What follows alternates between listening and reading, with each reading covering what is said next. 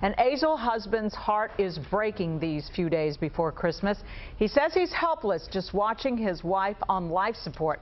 Marlise Munoz's husband found her unconscious 3 weeks ago. Her family wants her removed from a ventilator, but doctors say they can't do it because that would end another life. Channel 8's Teresa Woodard is live with more on this story we first told you about this evening at 6. Teresa? Gloria, North Texas attorneys say this family could go to court and try to get an injunction, but they seriously doubt that any judge in Texas would grant it because state law is very specific. Life support cannot be pulled from a pregnant woman. Hoping to see what it was going to be. Her pink and blue bracelets are now on his wrist and her wedding ring on his pinky. I can't say enough about her, and everything I do will always be short of what she was.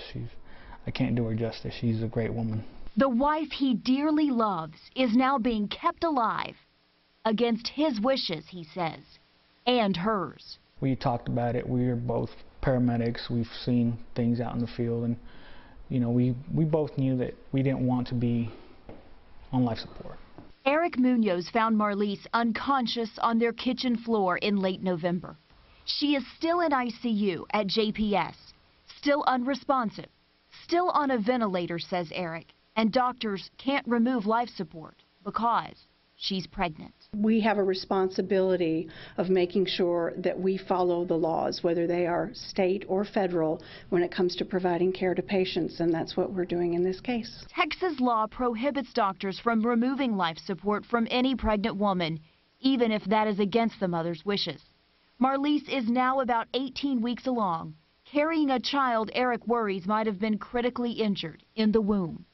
Reached a point where, you know, you wish that your wife's body would stop. He feels he needs to start grieving with 14-month-old Mateo. You know, I walk in the door and he's waiting for Mama to show up somewhere.